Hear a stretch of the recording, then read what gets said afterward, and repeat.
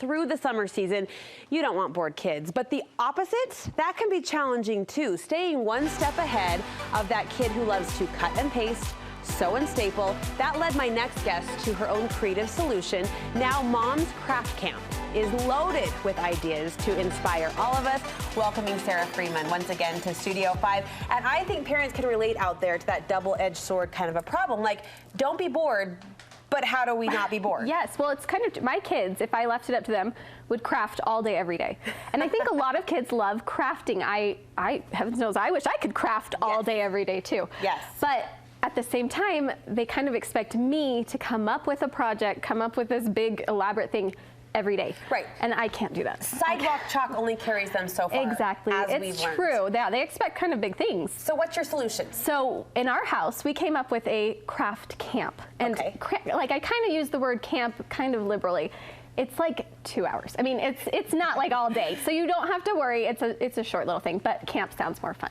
Camp is, it's very official. It gives legitimacy to this project. So we do one time a week. We have craft camp. Okay. And the date changes based on our schedule. So it's like, it's not supposed to add stress. It's supposed to like relieve stress. But you designate a period for crafting. We do, and just once a week. And once a week. I kind of plan it out ahead of time. I go to the store, I get the things we need. I do tell my kids what day we will have our craft camp, because otherwise they're asking me all week, what day is craft camp? So I do tell them. Questions? Oh, never. Just never. your kids, My kids are perfect all the time. So they know ahead of time what's coming. They know ahead of time. I don't always tell them the project that we're doing, because if something does happen and we can't do whatever I kind of had originally planned, they get kind of annoyed. So I just, I don't tell them what we're doing. That's a surprise. I like that. They have something to look forward to. I like that. There are other applications to this as well. You could, yeah. I've, like on social media lately, as I've been posting some of these ideas, people have been saying, oh, we're going to a family reunion in a few weeks. Sure. We do an activity with the kids there. This would be great. Birthday parties are also great. I actually stole one of the ideas from my daughter's birthday party last year. Fantastic. And they didn't complain about doing it again. So they're fun to use for many different things as well. Well, jump in. Show us some of these projects you've done to inspire other craft camps out there. So we'll start with these summer-inspired snow globes. I've just got to, we got to do this. A summer snow globe. It's a summer snow globe. That's kind of a tongue twister. And I probably shouldn't say snow globe, because they're actually glitter globes. We took out the snow and added glitter. So. And a really simple supply list. Really simple. We just need jars, and we'll talk about those in a second too.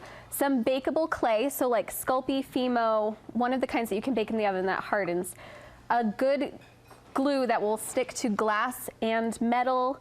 I love the Gorilla Glue brand. Okay. And then glitter and water. So that's really it. Done. And how did you pull it together? So with your jars, you need to get a jar. And believe it or not, most jars are not waterproof. Once you turn them upside down. They're great when they're sitting upright, but when you want to turn them upside down, they will sometimes leak all over the place.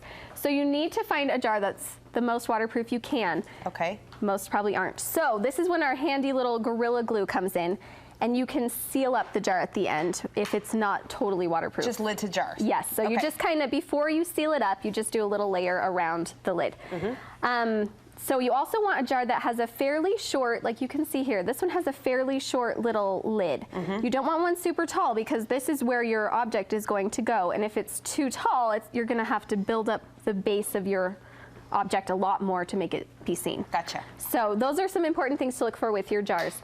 The clay is super easy. You just need to kind of work it with your hands a little bit. It's that tactile, My kids loved this. Even my 3-year-old little boy loved this. And you know why I love it? Way less messy than Play-Doh. It really is. I mean, it does sort of tinge your hands a little colorful, but it's okay. It washes off really easily. I like that you've done simple shapes too. The rainbow, the ice cream cone. So my kids actually made those. They did the rainbow and the little donut.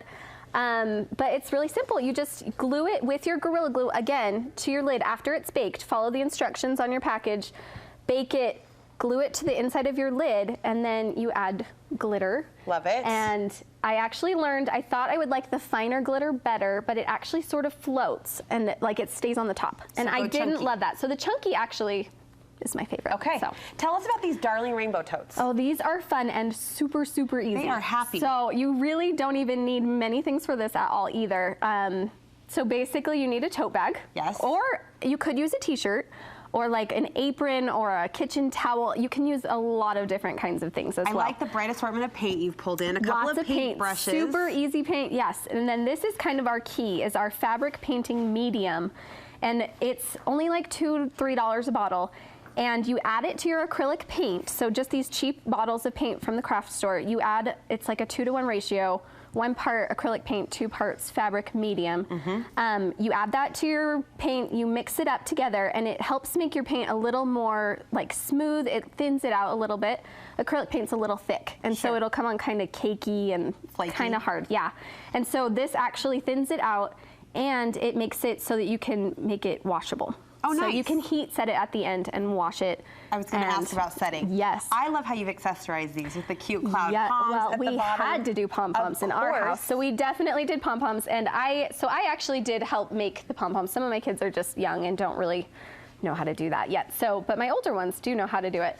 And all you do is you just make your pom-poms and just hot glue it to the bags. Cute, it's super easy. All right, in the world of cute, these dream catchers, I'm going to call them dream catchers. That's what they are. That's exactly what they are. The whimsy, the color off the charts. What supplies do we need for this? So you need a metal macrame ring. That's actually what they're called. I bought them on Amazon. They come in many different sizes. They make even huge ones.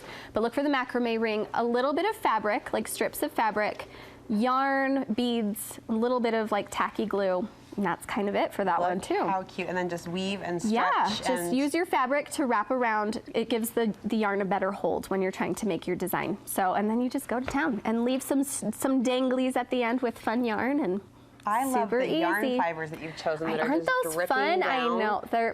Some of them are called eyelash yarn. Others are fur yarn. Yeah, the mix makes it. It totally makes it. It's very fun. These are just 3 projects that you are bringing to your own craft camp, and you're going to be inspiring moms out there all summer long. I hope so. I hope so. How can we follow along? You can find all these tutorials on apricotpolkadot.com. You can also always find me on Instagram at apricotpolkadot as well. There's another tutorial on there about iron-on shirts and all sorts of fun things. I'm going to adopt this idea because we're past sidewalk chalk at this point as in the are we. summer, so I've got to step up my game. You've helped us do that. Thank you so much. Thank you.